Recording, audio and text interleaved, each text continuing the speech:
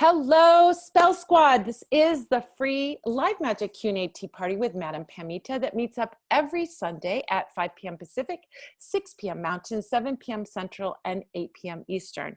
We record this as a live free Zoom meeting every Sunday and then post the recording later on for a rewatch on YouTube. So if you're watching this as a replay on YouTube and you want to get in to our live session and the super secret clubhouse that we have here. It's not so super secret, but you do have to have a code to come in.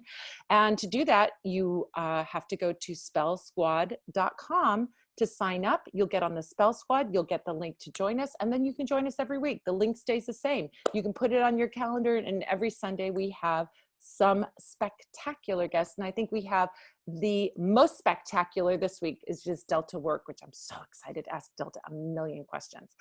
So a couple of things, if you've just stumbled on this and you don't know who I am, maybe you don't recognize me because my hair is so beautiful and I look like I'm going to Coachella. I kind of feel like I'm Benny, what is his name? Benny, who does the astrology things. And I look like the Aquarius girl that's like the Benny Hinn. Yeah. I feel like the Coachella girl, the Aquarius girl.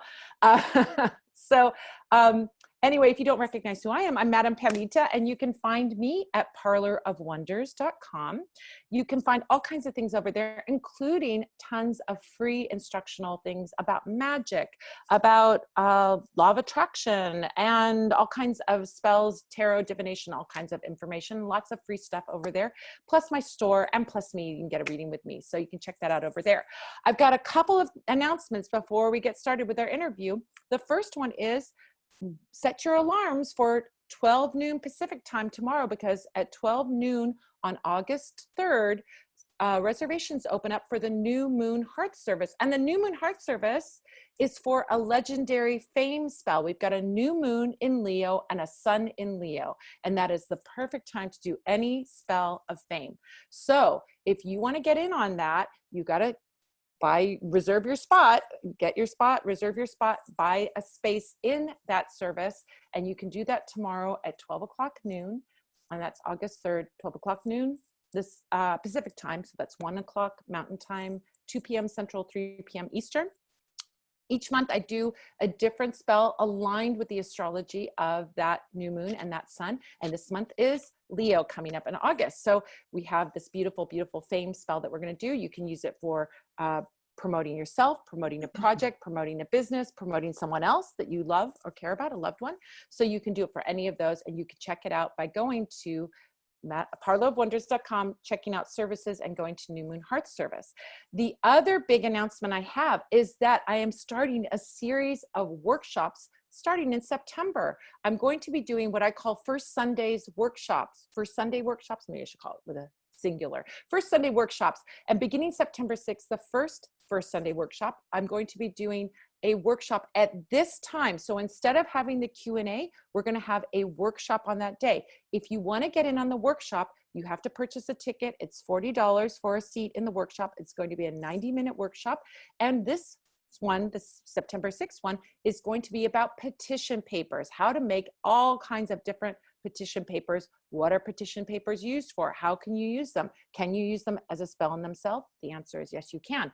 Well, you can find out about that by coming to it's called the Making Magic Words, Powerful Petition Papers for Your Spells workshop that's going to be on September 6th. And you can sign up for that by going over to Parlor of Wonders, clicking on Academy of the Magical Arts, and that will give you the links to go to the different classes.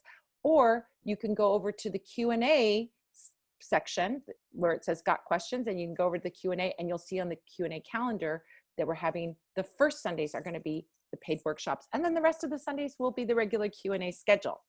So now let's get started with, I've done all my announcements, so let's get started with our amazing, gorgeous guest.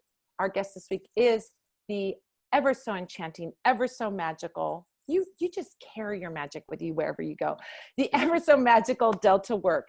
So Delta, if you are not familiar and you don't know Delta, Delta is an Emmy Award winning international superstar who stepped onto the world stage through RuPaul's Drag Race in season 3. Now, this is my description of her. I wrote this. I said, she's loud, proud, political, and tells it like it is, but it's also so full of love and light. She is a true spiritual warrior, whether you know it or not, Delta, you are. So we're going to be talking about spirituality and drag and the magic of dressing up to be yourself.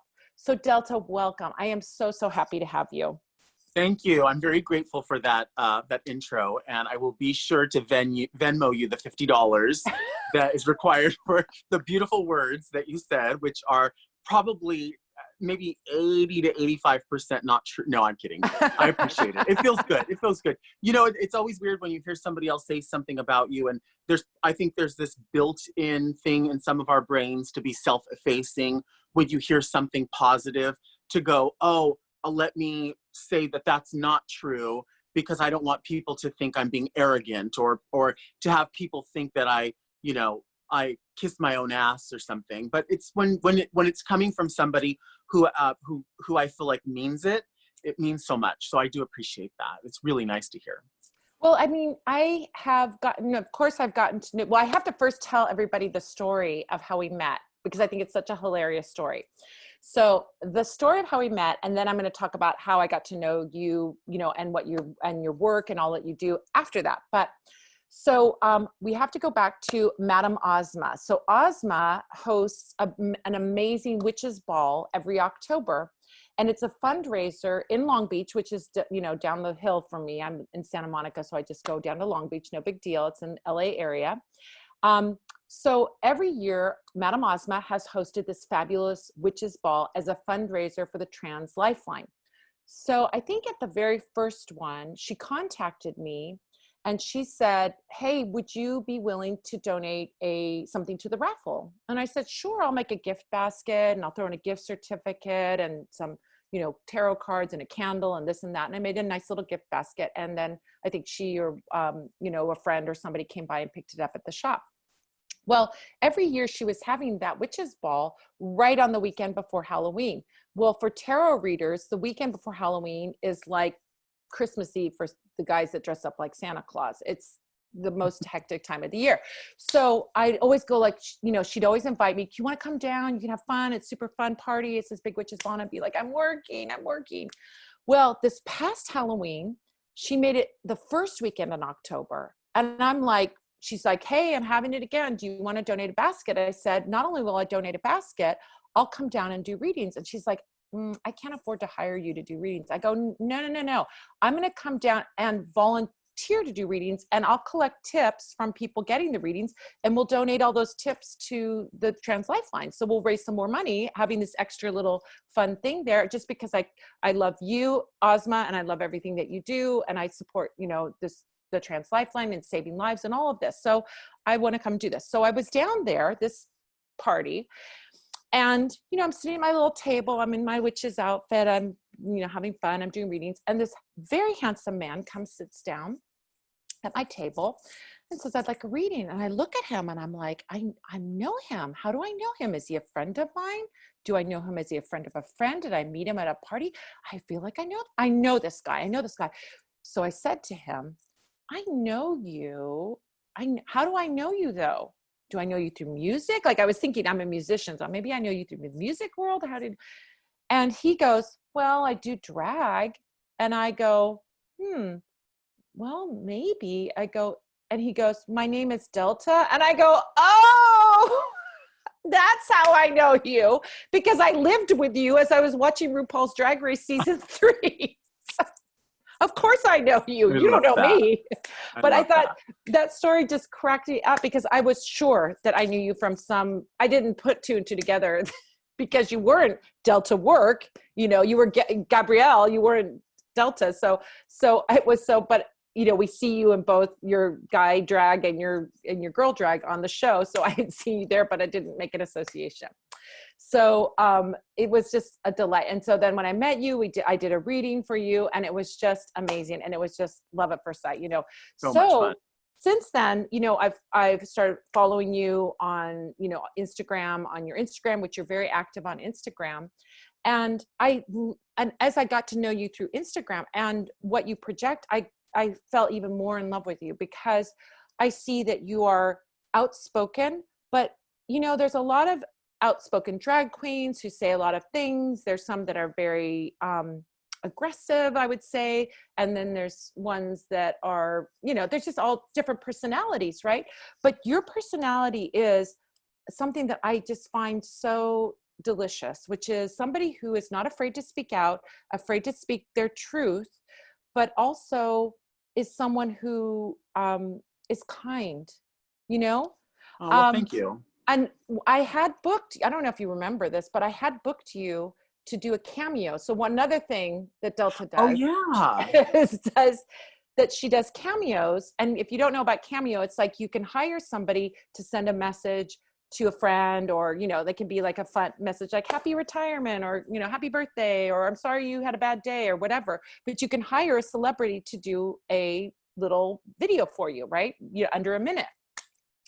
And I've hired different people to do different videos. And I hired you to do a video for my friend's birthday. And you were so lovely and kind on that video. It was such an adorable, sweet message. And this is a dear friend of mine. And so to send that lovely, lovely, kind message, it's just, it's like everything you do sends you one more step up in the esteem that I have for you, because everything Thank you do you. is filled with love. You are truly an embodiment of love, an old soul, not an old girl, but an old soul in a young girl's body.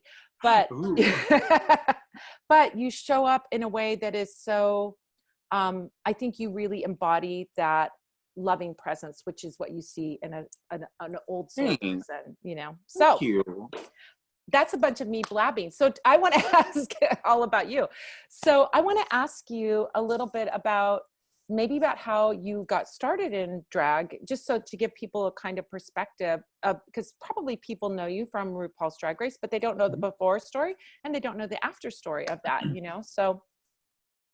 Well, I think for me, there was a little dabbling in drag in college. There was like a thing for like a homecoming girl that was running, and they had to have get one of the people from your campaign to a male quote, male identifying person. Like the verbiage was different then. Yeah. But for me, male, dress up as you, and it was called a mock rally, where you were supposed to impersonate them and do something funny. And so that was sort of my first little dabble in it. And I was like, oh, that's fun. I had a good time.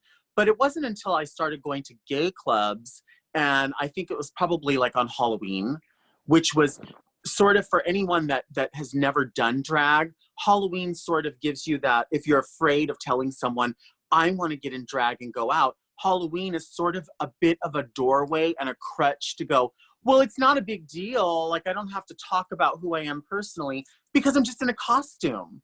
So you get that taste. And for some people who maybe are not out, it is that sort of, that carte blanche, because Halloween is a time to be whoever you want to be. And so I did that, had a good time at that, and then just started I mean, this is back when I used to I didn't know anything about makeup or where to find plus size clothing or wigs or any of that. I used to wear my my own daytime eyeglasses and drag because I didn't know, I didn't have contact lenses. So, I mean, that was, oh my gosh, 25 years ago. I mean, it's a long time ago. This is mid 90s. So, and that's sort of where it happened. And so I had been doing drag quite a while before getting on Drag Race. But I feel like at that point I was on season 3. And so I'd seen some of my friends get on season 1 and 2. And then at that point, a lot of us, it was just almost like a waiting game to see who was going to be on the next season, because we felt like there was a lot of us that were very sort of popular as quote bar queens. So we figured it's just going to be somebody's turn next. And so that's kind of where that began. And then after doing Drag Race, I did a show called Drag You, where it was bringing cisgender women into turning them into a drag persona. And I worked there on that as an on-camera professor, but also behind the scenes doing wigs for those contestants. And then went on to do wigs for different things. I did wigs for a MAC campaign, their national campaign, which was supposed to be a 1960s beauty shop.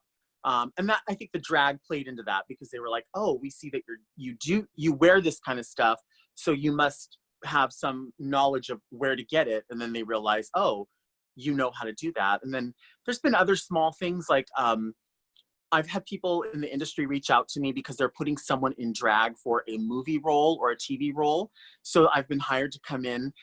One of the funny things I got hired to do was to come in to teach the wardrobe department how to create cleavage in a bra, makeup, and duct tape. And they were like, let's just get a drag queen to come in and show us how to do it. I mean, and I think that's a really cool thing, to just go to what they consider to be an authority. There's nothing wrong with admitting you don't know how to do something, but go to what you consider to be the authority on that and have them help you. So, hired to do that, hired to give out or rent wardrobe for plus size people in drag. I mean, it's a niche. It's really a niche thing. But if you sort of have configured yourself in a certain way, people will need you and your knowledge about stuff. So, it just went to that. Then eventually working on Drag Race as RuPaul's hairdresser for, I guess, 3-4 seasons. And that's where the Emmy, 2 Emmy nominations and then an Emmy win. And yeah, it was cool. It was that part of it's been a really fun chapter. And then now on to surviving and then thriving after the pandemic. And that's what we're doing. You need to just get now a Grammy, an Oscar, and a Tony, and you'll have your EGOT. That's what it is. That's what it is. That's what we have to do. Well, what's so funny is that this is, I mean, with the Drag U and all of the other things, but I have to say, I can't hire a consultant to tell me how to give myself, my middle-aged self, a waist. But I watched Drag Race and I saw what you gals were doing backstage. I'm like, oh, I can wear a girdle and a corset and I can get some duct tape. Okay, that's what I need to do to get that waist back. All right, I'm good. I got it. So, there's lots of little secrets. If you pay attention to what is happening backstage, if you were watching and not watching the cat fights and you were watching what you were actually doing, you can learn something, right? Well, fortunately for drag, it can come off. So, you can go, oh, I only have to do that when I'm in drag. And then when I'm out of it, I was just thinking that the other day, because with pandemic, I've been on lockdown, been at home, going out for essentials only. And then as we've started to phase into things opening up a little bit, we've been able to do socially distanced club appearances. So we're 6 feet away from everybody, but it's interesting because in drag, you still have to wear the mask and the shield. So trying to make that connection with people while being far away has been difficult, but people are really grateful for the things that are open and those that are comfortable. Not everyone's comfortable, and I totally get that. I'm not really comfortable either, but being able to allow them some semblance of what once was and what we're phasing into next. Because, people keep saying, we want to go back to the way things were. And I keep trying to tell myself, no, we want to go to where things should be. Not where we were, but where we should be. And so because of that kind of drag, it's just been such an interesting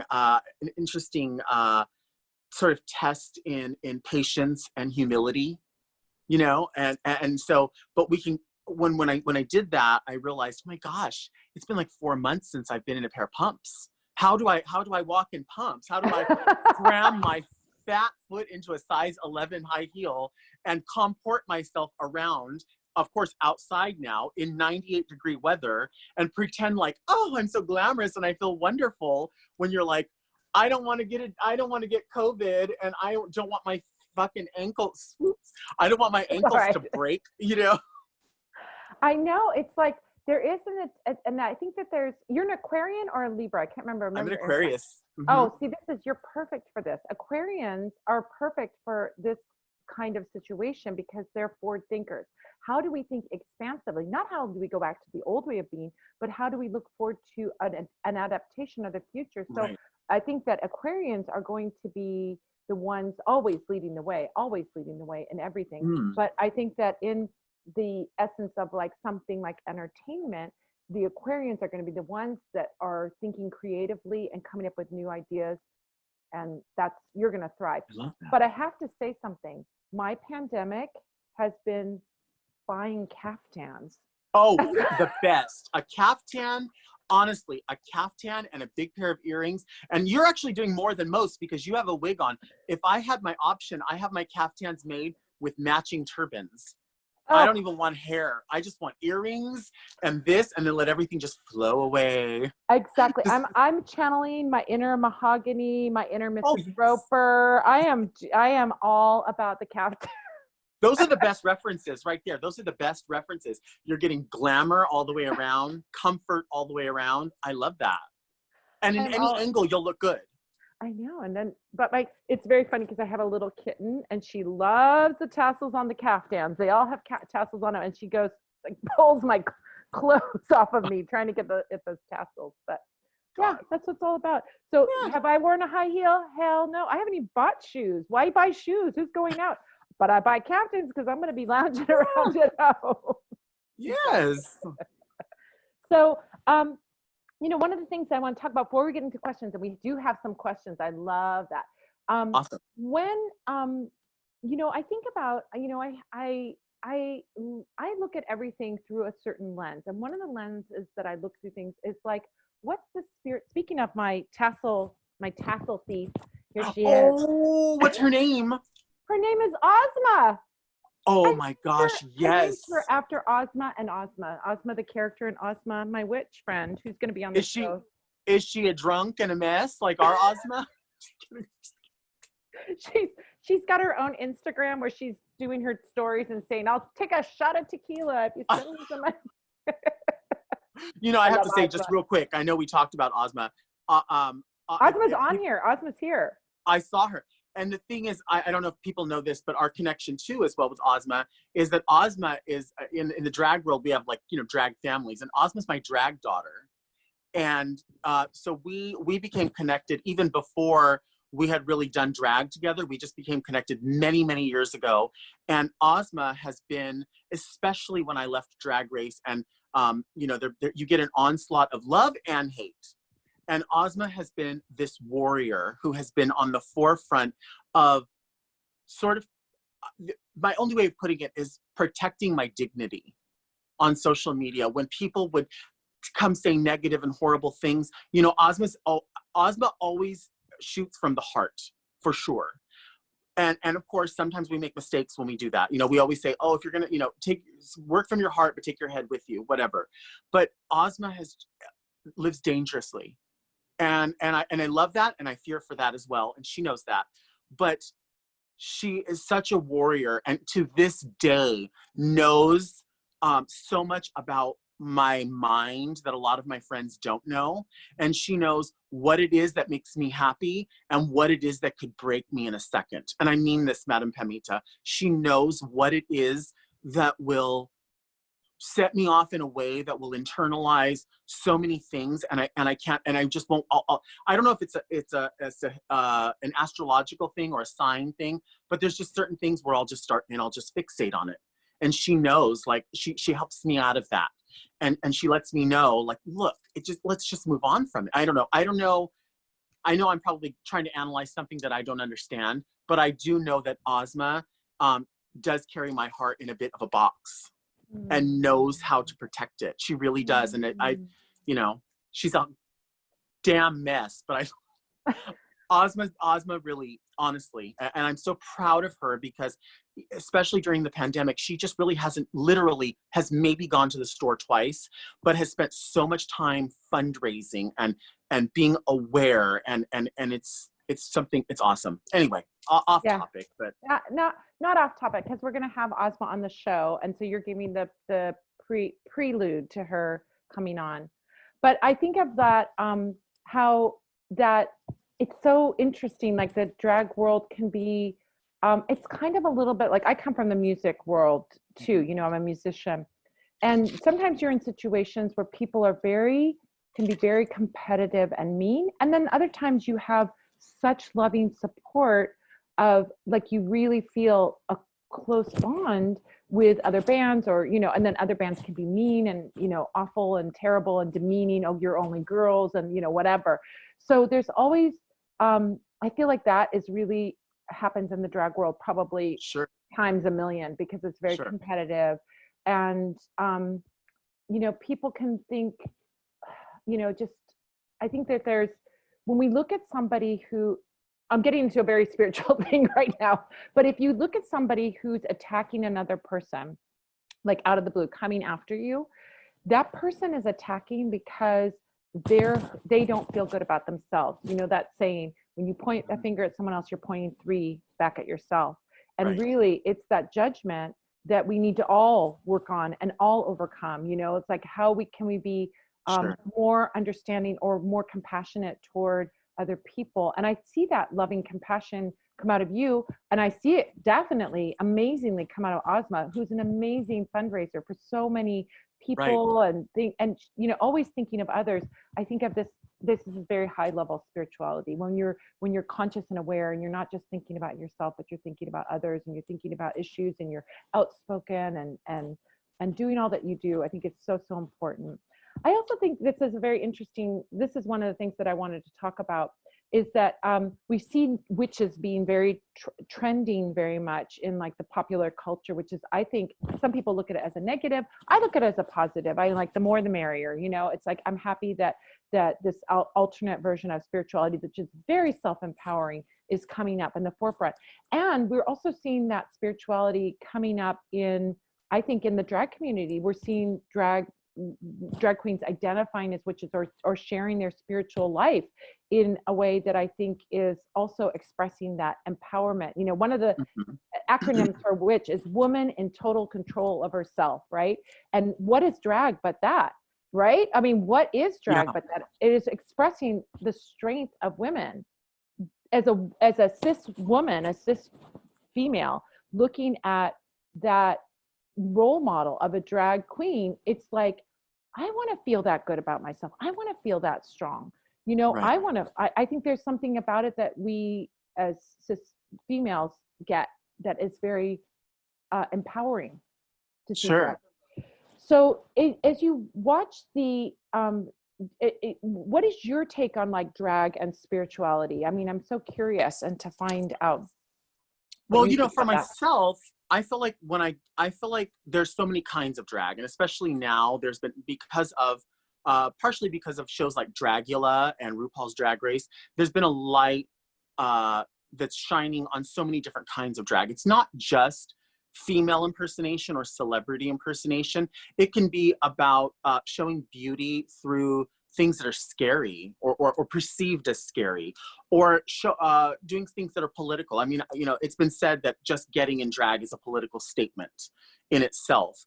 I personally, I consider myself, and I've come up with this term that I just call it, I call myself a drag fundamentalist, because I like female impersonation. I'm always inspired by powerful women, and I'm always inspired by instances. So sometimes I'll watch a movie, and maybe it's not the whole movie that inspires me, but an instance where someone did something and I felt like I knew that mood. Like, I knew those curtains, and I knew that walk, and I know what she smells like. And I thought, I want to replicate that. I want that feeling. I want to know what that is. And I want to do it respectfully. And so I feel like, you know, especially now with the understanding of gender identity, the idea of being respectful of where people land in different realms of being.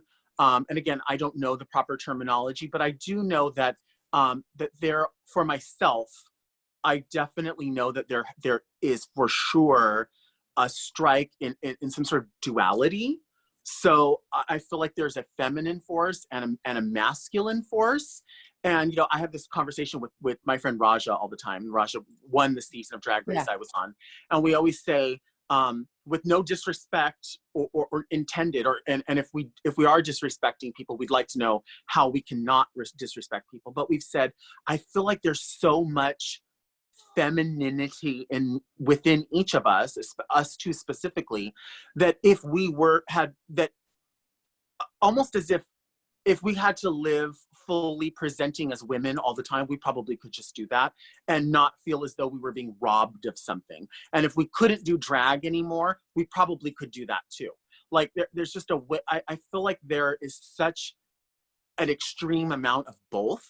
And so drag is a bit of that outlet to recognize that, because again, as a quote female impersonator, I love the finish, and I love, you know, doing nails, and as far as the spiritual aspect of getting ready or getting myself together, I always have to have you know, a scented candle because the smell makes me feel great and it makes me feel at ease. And then when I pick out a perfume that I'm wearing, you know, even for today, I was like, what am I feeling? What is the music that's playing? What does the jewelry mean? What does the hair mean? Is this competing with that, or is it complementing that?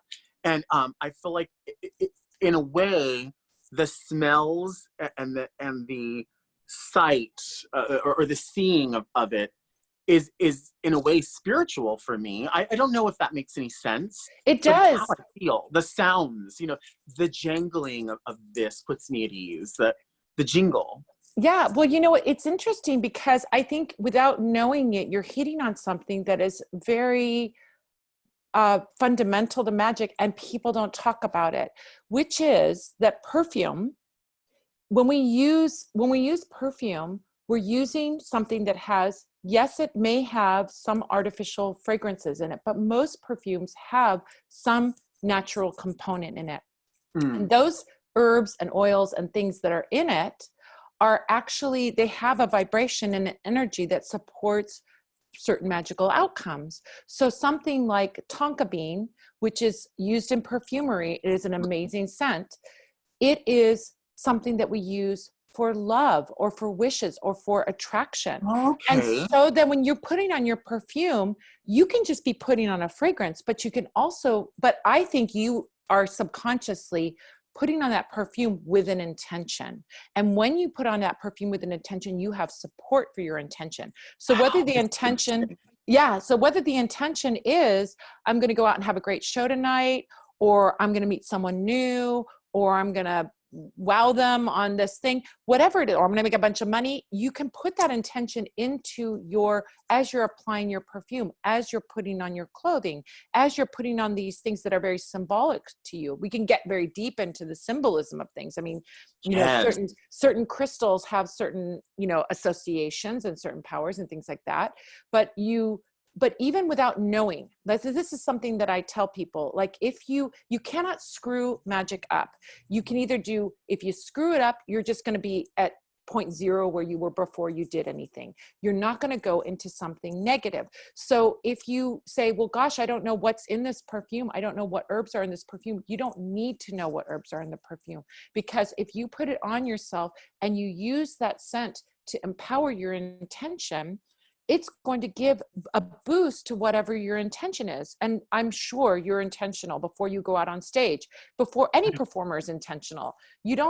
I don't think there's many performers who can just go out on stage without thinking about it. You have a moment where you either say a prayer, or you focus, or you give yourself a pep talk, or whatever it is before you go out. Do you have a little ritual or something that you do before you Yes. go out on stage? It's so, everything you're saying is so interesting because I've never had this conversation with anyone, but it really does make so much sense, because I even think about, like, I say this all the time when I go live on Instagram during the week. I say that I pick out my fragrance, and there's not a I don't think I've ever smelled a fragrance that I didn't like. Every fragrance makes me feel something. Now there's some where I go, ooh, that's awfully strong. I don't know if I want to wear that, or maybe I'll just wear a little bit of that. But I definitely have a quote fragrance profile. And I kid you not, like, every fragrance I wear has a musk, a sandalwood, a tonka bean, a frankincense, a myrrh, as many fragrances I have, literally though that fragrance profile in the base note is always in every single thing I wear. And I don't know why, but the headier the fragrance, the stronger it is, the more empowered I feel. And even like when I do a brunch show, you know, I feel like when I do a brunch show, it's daytime, people want to smell their food, they're eating, they don't want to smell a lot of fragrance, but I still have to wear something. So I always get something that's sort of like a white floral that's just a little bit there, so that it's not overwhelming to them, but it still has like a sandalwood and in that base. And that moment, if I don't go on and I don't have on something that I can smell, I don't feel empowered. I have to have it. And I've even gone to shows before and realized, you know, an out-of-town show, I don't have any fragrance. I'm going to have to stop somewhere and buy something. It's just a ritual. It's just a thing. And some people that I work with will say, oh God, she wears so much perfume, I want to die. And, da, da, da. And others go, oh, I always know you smelling like some kind of fragrance. And it's just a thing. I mean, I may put it on, but even before the music starts, it's just one more, just I have to go. I have to have it on. I just do. I have to have it layered in lotion and oil. I have to massage my fingertips with it. You know, it's just a thing. Yeah, but that's so in alignment with like people doing ritual, either personal, ritual practice or group ritual practice, which is if you're going to do something, to step into something, to have some kind of ritual like you have, and also to know that that perfume is not only supporting you in just, this is my routine, or I like the smell, but there's actually vibrationally magic that's happening that's Wow. powerfully supporting Wow. you in what you're doing. This is something that I think people don't realize. When I made oils for specific intention with specific herbs in them. When I made them, I've had some oils that I bought from other places that I go, oh my God, that smells disgusting. I would never want to use that. It smells horrible. I would never feel like I want to use that. I tell people there's something, my friend Jim and I, we say smellomancy, like instead of chiromancy or whatever, it's like fortune telling, but instead cartomancy is for, reading with cards. Instead of cartomancy, it's smellomancy. If you smell something and it smells good to you, then you need that oil. So you can pick up an oil and you can say, oh, does this smell good to me? Then I need something of that. Or if it doesn't smell good to you, then you go, oh, well, I don't need that in my life right now. So and this is the vibration that you're talking about. This is the feeling. Yes. So when you're picking up frankincense, tonka bean, I mean, these are the ones I love too, sandalwood, each one of those has a vibration for supporting a magical intention. So like tonka bean is for love. Frankincense is for connecting to spirits and connecting to higher realms. Sandalwood is for sensuality. So all of these ones, which are some of my favorites, by the way, I am very much like a musk and base note kind of girl. I'm not a flowery so much. Right. I have a couple that are like that, but most of my perfumes are like opium. Remember opium in the 80s? The original. I learned my lesson. I got some new opium. I'm like, what the hell? This smells terrible. I go, what the hell? And then I did my research. Why do they do that to us? I did a whole research on that. They were using in the old opium. We're going to talk about perfume magic, everybody. But you have to know this if you're getting into oils and you're working with oils. So the old opium had essential oils in it. Well, those essential oils are strong. People think, oh, it's natural, I can just put it on. Essential oils can cause problems, and they're so strong. So when they find an essential oil that's like, oh, this, I don't know, does some photosensitivity. If people put it on, they get sunburned where they put the perfume on. We have to take that out and replace it with an artificial scent. So the original opium has all these essential oils that were then quote unquote outlawed because they were damaging or problematic in some way. And so the newer opium just has artificial fragrances. It doesn't smell as good. So I went and got old opium, like you can buy online. You go on eBay and you find somebody. But I bought one online, and then I had a friend who's like, oh, I have a bottle of opium from the 80s. Do you want it? I never used it. I'm like, yeah, bring it over. So she brought it over. So I put that on, and it's like, this is what tells you that there's something very deep that's beyond just, oh, that's a pretty smell. When you smell something that you haven't smelled since 1980, that would be my case. You're younger than me. But when I haven't smelled the opium since 1980 and I smell it again, it's like a time machine sending me back to the club, clove cigarettes, leather jackets, and hanging out at the punk rock club, wearing opium. I absolutely know what you mean, because you can smell something and it will just take you there, or it'll remind you of somebody. And certain, there's people, when people describe some people in drag, they'll say, oh, she's so sexy, or, oh, this one is so, sporty, or this way. There's people that will compliment me in front of other people, and those people that are just like watching will go, oh my gosh, really? Like, why would you say that? They'll say, oh, you remind me of my aunt, or you remind me of my mom.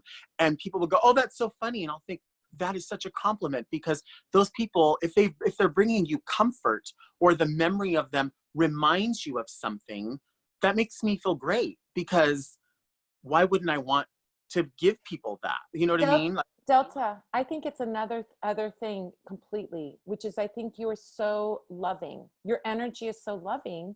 And if you had a loving aunt or a loving mom, what is more, I mean, and not everybody has a great mom, but when you have a great mom, what is more loving than a mom?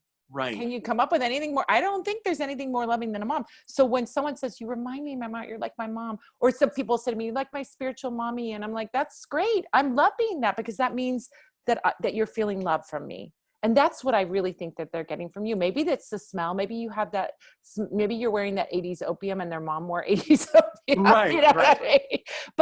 But I think that really what they're feeling is something that's intangible, which is the loving energy that you give out. I think it's so you radiate this comfort, this love. I feel you also radiate another thing, which is, you know, that mom that will defend you, like will be like the tiger that will defend you. You also have that too, that I think you stand up for, like the underdog, or if you see someone that is being attacked, you step in there and you say something, you know, when you see something wrong, you say something, you know. That means a lot to hear, just because what you hit on something earlier when you were talking about in the music world, you know, one band being supportive of another band, or being, you know, hurtful to, you know, male bands to women. When I was on Drag Race, you know, I think a lot of people, you know, that appearance on Drag Race, those 6 episodes or whatever, it projected me to where people go, oh, let's see what this person is about and their drag is about. But what happens is they forget that when we're on there, not only are you classified and told you're a contestant here, you're also told you're a cast member here. And what people want to know is the fun, wild, cutting side of drag queens. And so when they see that and then you leave and people go, oh, Delta's really nice, or Delta's this way, they'll go, no, I saw her on TV. She's really mean, or she's really cutting, or she's this way or that way. It's unfortunate because it's a sword that cuts both ways, because we're fortunate that we've been given that platform and a place for people to go meet us. But when you go meet people, it's that sort of backpedaling and having to show people, not tell people, but show people. You realize that those were in the confines of a competition, and that was in the confines of being a cast member of something where there's, you know, the mean girls and the new girl and the seasoned girl, and if you don't have that, you're not going to be able to watch a piece of entertainment, because it's not a actual real from beginning to end competition. Yeah. Right. Yeah. It's definitely a competition graded on a curve. So, you know, as much as no disrespect to anyone, but, you know, it's not, are you the best drag queen in the world? It's, are you the best of the 12 standing here? So, with that said, you know, when people meet you, I would hate for people to go, oh, this is an act, or this is just her trying to be nice, because I don't really gain anything from trying to be a certain way. I just do what I do. You know what I mean? I'm not getting anything extra out of it. So it's nice to hear that. And it's something that I would hope for, but at the same time, it's, you know, with the push of social media and people being authorities on, as you said, a lot of people, you know, opening up and saying, oh, I'm a witch.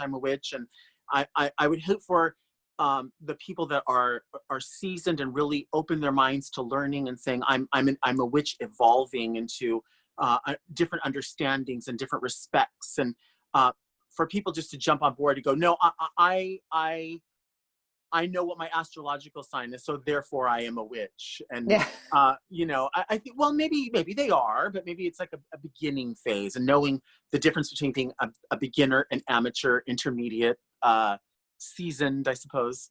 Yeah. I mean, I think that an interesting thing that you bring up there is that idea that, you know, I think that is like paying your dues that you talk about in Right. like somebody, you know, we've seen on Drag Race, you know, that's been my biggest exposure other than, you know, being out in the world. I'm in LA. So, you know, you go to West Hollywood and you go to Long Beach and you go to see a show.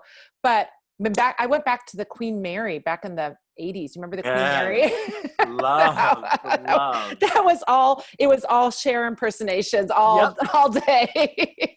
But, you know, if you look at that, it's like the person who's super experienced, the person who's coming up should have some respect for the person Yes. who paved the way, right? So Yes. I don't have any problem with a new person coming around or young person coming around and saying, I'm a witch. And in fact, I think young people with young ideas are exciting to me because they make me see the world in a different way. You know, it's like I have two sons who are gender fluid. You know, they identify as male, but they're super gender fluid, and their experience of being that way, I mean, I'm already like on board with all of that, but it's like, oh, I get to see, you know, like their relationships and how easy is compared to when I was a kid, and you were really like had to have a little label, or you had to be in this, and they're just like, Sure. whatever, you know. They have a different view that's a more progressive view. So even in witchcraft, a younger witch coming up might have a more progressive view. But if you're coming in as a new person, oh, I lost my headband. My wig is coming off. I'm not a wig professional. I didn't pin it down. I mean, it looks great without it. It looks great with or without. Oh my gosh. I just threw it on because I'm like, oh, I should have a wig on because I have all these amazing wigs. I never wear them anymore because I never go out. But anyway, but going back to what we were talking about, if you're coming up in drag or you're coming up in witchcraft, great that you have all these new ideas, but you don't go, screw you, old lady, you don't know Right. what you're talking about. Right. Or disrespect the person that's been there. I look at my elders in the witch community, in the spiritual community, and I go, oh my gosh, that person is so amazing. I love them. You know, I'm fangirl around them because I've known them for 40 years. You know, I've been like, oh my God, they're amazing, right? So the same thing, you know, it doesn't matter if you're going on and you've only been studying witchcraft 6 months. You can go and say you're a witch, but maybe you should learn a little bit more, get a little bit more seasoned before you set up a shingle and you say, yeah, now I'm, you know, the witch for hire. I don't know, maybe, but you know, someone's got to start somewhere. But are you being authentic, and do you Right. have the knowledge, or do you have the experience? You know, I just think, look at the people that have spent more time doing it. They're going to know more, and you can learn from them. Be respectful of that. You know, it's the same thing, I'm sure, with drag. It's like a newbie coming in, which we saw on Drag Race, people that had 6 months experience coming in and being on the show, and they were Right. being disrespectful sometimes to the people who had more experience. And I was a little bit Right. like, I could see that, and I could see how annoying it would be, you know? Well, you know, and two, like, we were talking about, you know, just promoting for today, and it's interesting to see where our worlds collide, I suppose. You had posted something about us doing this like way last week, and someone commented, and their screen handle on Instagram was the Creatine Witch. And I clicked on, and he said, oh, you know who Delta is, or we know Delta mutually or something. And then I went on their page and realized this was a person who is like really into fitness, but also into being like holistic and having an open mind. And it's interesting where these worlds, like I clicked on followers to see, oh, who do we know in common possibly? And their handle and my handle had no other people in common but you and I. And so it's interesting where you can go, there's a gap, that bridge, there's a bridge there, there's a space there. And so it's interesting where things you realize, oh my gosh, that person's all the way, you know, maybe on the other side of the country and we're over here, but there is a common ground.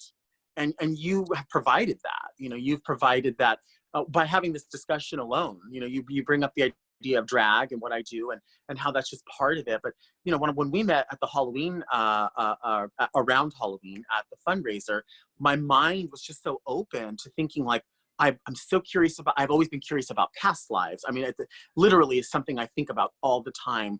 I have this specific thing that goes through my mind all the time of the turn of the century, of like the early 1900s. I don't know why it's in my head, but this 1880s to like 1910 is always in my head.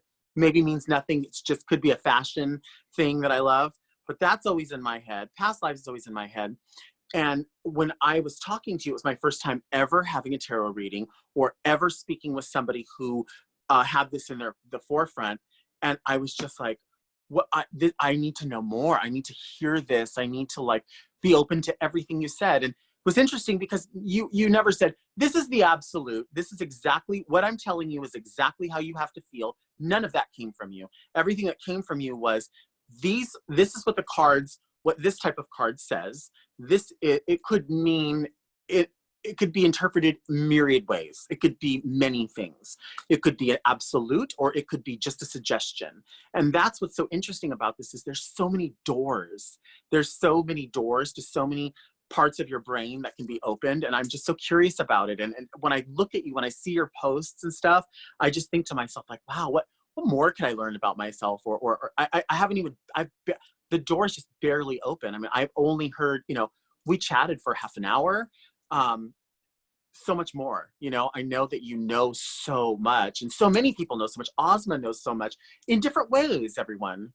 Yeah. You know what? We need to do a past life reading with you. I need to do a Yeah. past life reading, because I do past life readings for people. And one of the signs that you've had a past life is that you're attracted to a certain culture or a certain time period. Mm. I can guarantee you, Delta, you do the thing that I do. If you watch a movie from that time period, do you go, those clothes aren't right? That hair isn't right. That isn't Yeah. Yeah. right? They Yes. didn't have that back then. They wouldn't talk like that. Because you lived it. There's no way that you would know that other than that you were there, right?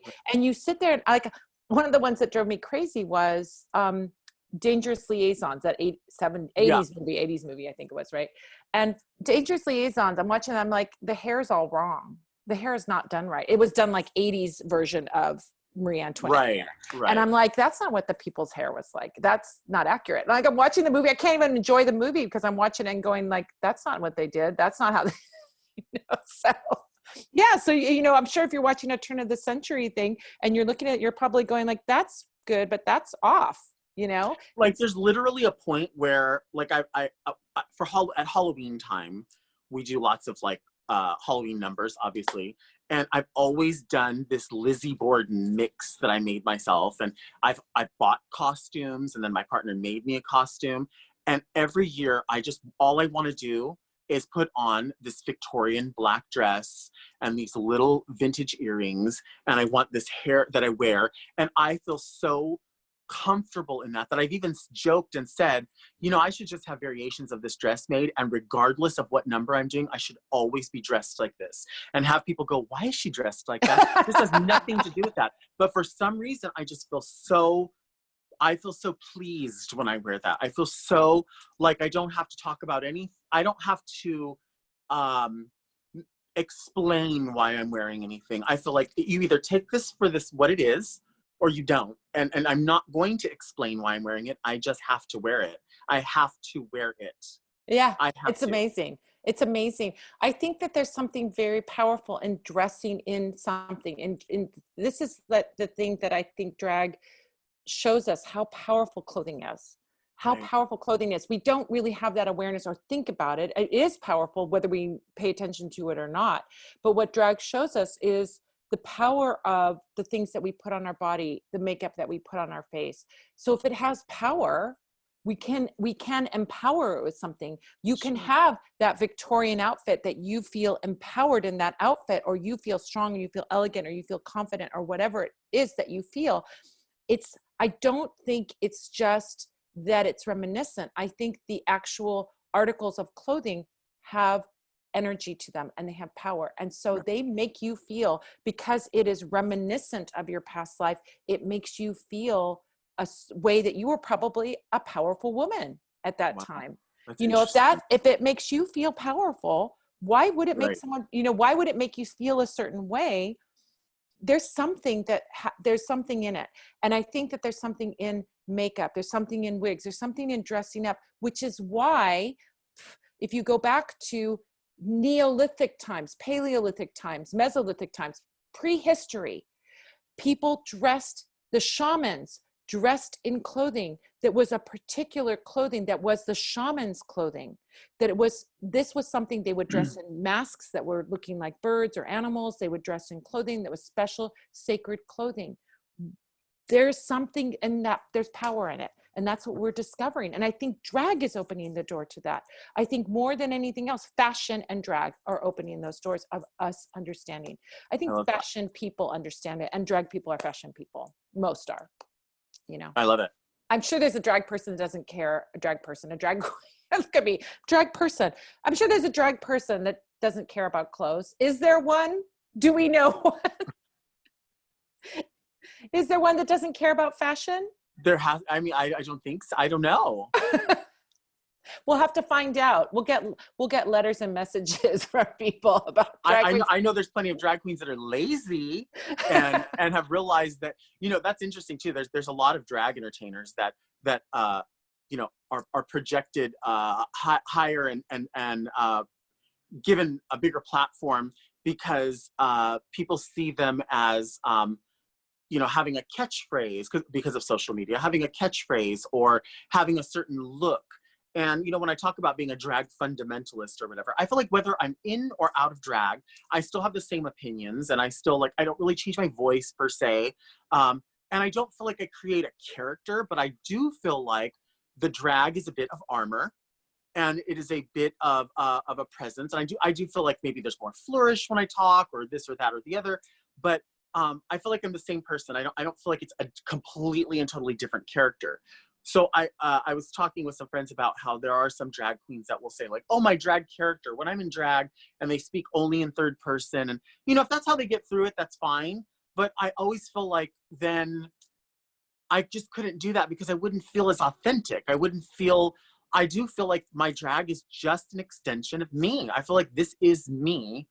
And I feel like this is me. If I decide to go, like when I went to the Emmys in a tuxedo and some people were like, why didn't you go in drag? And I thought, well, I wasn't nominated for my drag, first of all. And I thought, you know, there's a possibility that in the future, what if I was nominated for an acting drag role? Then that would have been the time. But I was, you know, so, and I just didn't feel like it. It was too hot. You know, I thought, why would I want to do that? It's too hot. I don't want to be the only one. You know, you need a little bit of a buffer. You need some friends with you, and it'll make sense if you walk in a brigade.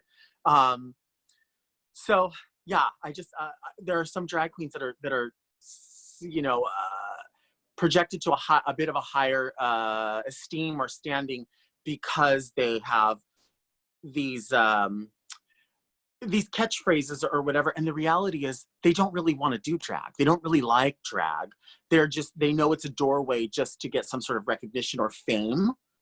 They don't really, you know, they're not going to be comfortable being a bar queen. I tell people all the time, yes, I've had the opportunity to travel a lot of places on a lot, you know, across the world because of Drag Race, but I will always identify myself as a bar queen because I like working at the bar.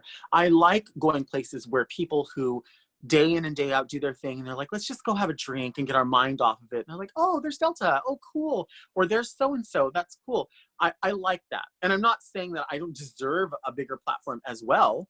I just don't think there's a shame in going, I'm a bar queen. I work at the bar and I also do that too. And I also have a VMA award last year. And I also have, you know what I mean? Like, it's fine to have that too. But what it boils down to is I really love drag and I really love female impersonation. And I don't do it so that I could get a job in comedy or I need this so I can get a job as a real actor. I do it because I like this and then it might open other doors. Yeah. It's the authentic artist. You're the authentic artist who's there not as art as a vehicle to something else, but art as because you truly are passionate about the art and you're truly passionate about, you know, about fashion, about a look, about entertaining. And I also think, you know, that being the bar queen is something that I can see maybe I'm wrong, but you like the contact with the people. Yes. And having that, as an entertainer, if you're doing it on a screen like we're doing now, you're only seeing me and a response from me. But if you're doing it in a bar, you're getting a real vibration and a real response and a real connection, which as an entertainer, as I know from being a musician and from being a teacher, when you're in a live room and you can feel people's energy, it's a very different experience than being just in front of a camera, you know? Sure. And, you know, that's like, especially with this, you know, returning to live performances, you know, being socially distanced and out of safety and respect for everyone. I mean, at the minimum, we can just obey the state mandates. Because of this and this and this, my ability to do what it is that I do, which is just connect with people one-on-one in small cabaret settings, is kind of gone, because all they see is right here. It's all they see is right here. And they don't, it's like it's trying to wrap myself around, then fine. If all you have to do is this, then figure out a way to make it happen. Like, figure out a way to connect to them, to let them know, I appreciate you being here. I love that you're here. I want you to be safe. That's all I can do. Even before all of this, there would be people that would hire us to go to gay prides. Oh, we want to book you for gay pride. And it's going to be, Daytona Beach Pride. And you'll be on the main stage. And there's been plenty of times when I've actually just turned down the work, because I've said, I know in the lineup of entertainers that you have, that you're going to be wasting your money, because I'm not a choreographed performer. I'm not going to throw myself on the ground with a knee bent behind me. I'm not going to do any of that. And why don't you book me for the nightclub? Why don't you book this person for that and book me for the nightclub? And I'm still going to come and it's going to be great, but I'm not a fit for that, because I'll get lost on that stage. People are going to go, this doesn't make sense. What does she do? Is she going to start dancing? And I have to do that, because I feel like, it's not that I don't need the money or want the money. It's just, it's going to be serving people. It's going to do a disservice to me, because people are going to go, oh, I saw her and she was not, it wasn't good. But if they saw me in a different setting, they would go, oh, it was so good. She came by and did this, and it was, it was a mood or whatever. I'm not trying to blow smoke up my own ass, but it's just, I feel like I know what my line is. I know what my strength is of it. So I have to tell you something that you will totally relate to before we go. We didn't even get a chance to look at questions, but oh my gosh, you guys, we'll have you on again, Delta, and we'll answer questions next time. The hour went so fast. But I want to tell you one thing. You are a Southern California girl. You grew up here in Southern California, yeah. right? And you went to Disneyland. Do Yes. you remember the Golden Horseshoe Review? That show that's in I know Frontierland? about that. Yeah. Okay. And there was in that show, when I was a little girl, there was this woman who was dressed in a corset, and she was wearing this long gown, and she looked fabulous and glamorous. And she was the host, the MC of the show. And she would do this little song that she would hold a mirror up, and she'd be flirting with all the men in the audience. And when I was a little girl, I go, I want to be that when I grow up.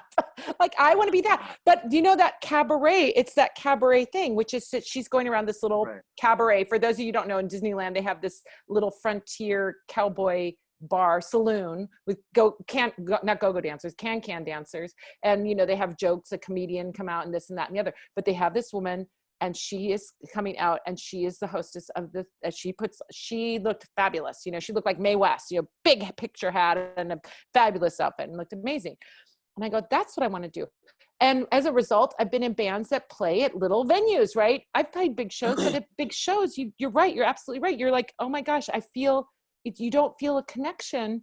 I mean, it's a lot of people there, but you don't feel the same thing as you do having that intimacy of having the people and being able to go up and touch someone or shake their hand and all of that. So some version of that, I mean, like, I feel confident that some version of that will return and will come back. In the meantime, we're going to imagine all these other different ways that you can have that and create that and make that in some other fashion. For me, it's like, I would go around doing book tours or teaching classes in person. Now I'm teaching a bunch of classes online. So everybody all over the world can join. Anyone, anywhere can join. So I think that there's some way that you can find something that may be as satisfying, or it's a different kind of satisfying, until that ability to be able to touch people and be in that small venue comes back. I think there's something, you're an inventive Aquarian. You'll come up with some genius idea, and everyone will be hopefully 5 years behind you. So hopefully you will. I believe in you. Thank you. Well, gosh, it was so lovely having you on. It was so lovely to talk about spirituality and drag, and just about all your beautiful art. I always say there cannot be too much beauty in this world. And so your art that you do is beauty, and you're bringing beauty, you're bringing love into this world. You're bringing all these just wonderful things that the world needs more of. And so Thank you. Whether you consider yourself to be a spiritual person, I see you as a spiritual person. Thank So you. maybe that's my lens that I'm looking at it through, but you know, I see I like that. it. I like it. Well, thank you so much. Is there anything coming Thank up you. that we can tell people? For sure, they can go to your Instagram. So if they go to instagram.com/Delta Work and they can find you there. That's what I'm doing. I just, I go live and chit chat on Instagram, usually like during the week. It's usually by Pacific Standard Time, 8 or 9. I don't normally announce it just because if something happens, but it's usually like I'll go tonight. I'll probably just in an hour or so, I'll just leave this on and chit chat.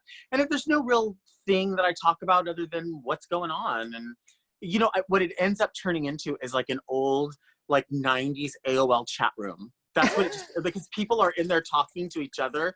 And then I'm over here talking about, oh yes, this happened, that happened. And I'm going to make a falafel. And then I turn around and it's like a full conversation is happening. And I'm like, oh, I guess that's fine. That's fine with me too. I'm great. All right. All right. So this is the tip. Single people out there, if you want to meet someone during times of pandemic, go to Delta Works There you go. Instagram lives, because then you're going to have an opportunity to hook up with someone online. You never know what could happen. Kismet.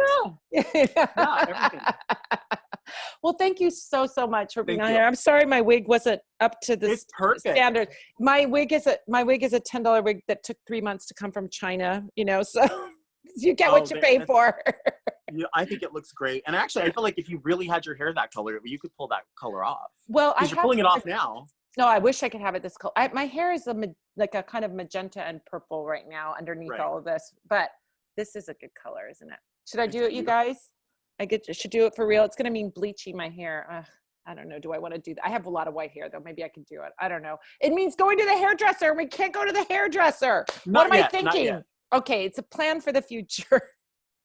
Well, Delta, thank you so much for being on here. It was so lovely. We'll have you on again. And next time we'll have questions, because I didn't get to the questions. We didn't have it. But next time I won't even talk about, because I'm a windbag. You know that.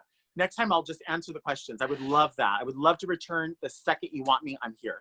Oh my gosh, you are just amazing. I just love you so much. Love you too. I feel like I know. Maybe we knew each other in a past life in Victorian times. Maybe we knew each other. But when my favorite story is that this handsome guy came up and I was like, I know you. And I'm thinking I know you from the music world or some other world, not drag. And then it turned out to be you, because I knew you from being on TV. That. I had an intimate relationship with you on TV. Today's been kind of today's been kind of an interesting day, because today is my dad's birthday and my father's birthday. He passed when I was 16, but today's his birthday, and just all day, we've had lunch, but I was just thinking, like, I've got to get ready for tonight. And I just had this weird feeling all day, not a bad way, not a pensive way, just this feeling all day, just to be ready for tonight. And so I've had a really good time, and I don't know if that means that, he's watching this, or I'm not trying to pretend like I know, because I don't know. And I'm not saying I saw anything or felt anything or anything was unusual. There was just an interesting feeling today. Your spirit guides are always around you. I do spirit guide readings. You're just talking my language. Spirit guide, past lives, tarot. I do all of that stuff.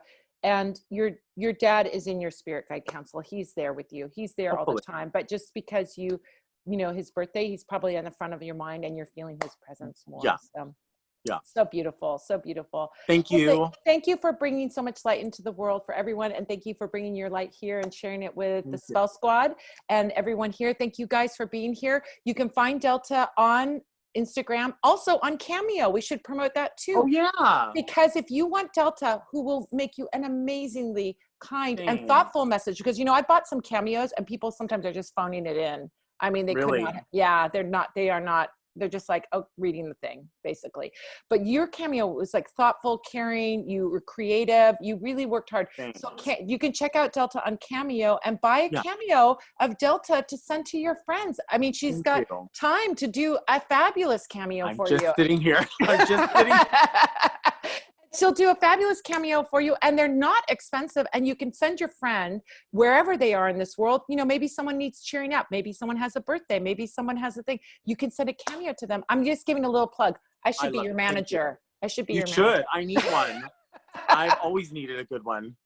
So you can get a cameo, a very personalized message from Delta to your loved one and send a beautiful, beautiful message. And she will put heart and soul into it. I mean, like I said, you really showed up on that message. You were very cute and flirtatious and fun, which is exactly what I needed to send my friend. Joseph James, who's been on the show before too, and I sent it to him for his birthday. Oh, he has. Should I look for his video? Is that uploaded to YouTube? You can find him on Joseph James. If you look up, I think it's Money, Mindset, and Strategy is his website. Money, Mindset, and Strategy. He's adorable, and he's British, and he has the cutest accent in the world. Oh, so, just I love that. You know. But anyway, so thank you so much for being on Delta. Thank you so much. We'll have Ozma on. You'll have to watch that one when Ozma comes on. Absolutely. I'm gonna, in fact, absolutely promote it. As soon as I'm done here, I'm going to go and get on email with Ozma and pick a date for Ozma to come on. So we're going to figure that out. So it'll be in a few weeks. So thank you again so much. We'll get together again, and we'll do more questions this time instead of just my questions. Yeah, you tell me when, and I will be back in a heartbeat. You just tell me when. All right, love you. Thanks, Spell Squad. Thank you, everybody, for coming. We'll see you next week. Next week it's going to be, my guest is going to be, oh, I didn't write it down.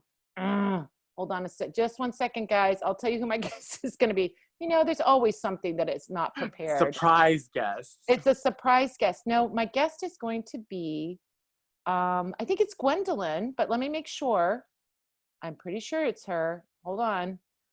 Gwendolyn, who's been on the show before. And yes, Gwendolyn. So we're going to talk about tarot and numerology. She's an amazing tarot scholar, and she has a new tarot deck out now called the Tarot of Flowers. It's absolutely beautiful, beautiful, gorgeous. So come next week, we're going to talk about tarot, and we're going to talk about numerology and how they can help you in your life. So thank you again, Delta. We'll see you soon. Take care. Bye. Bye.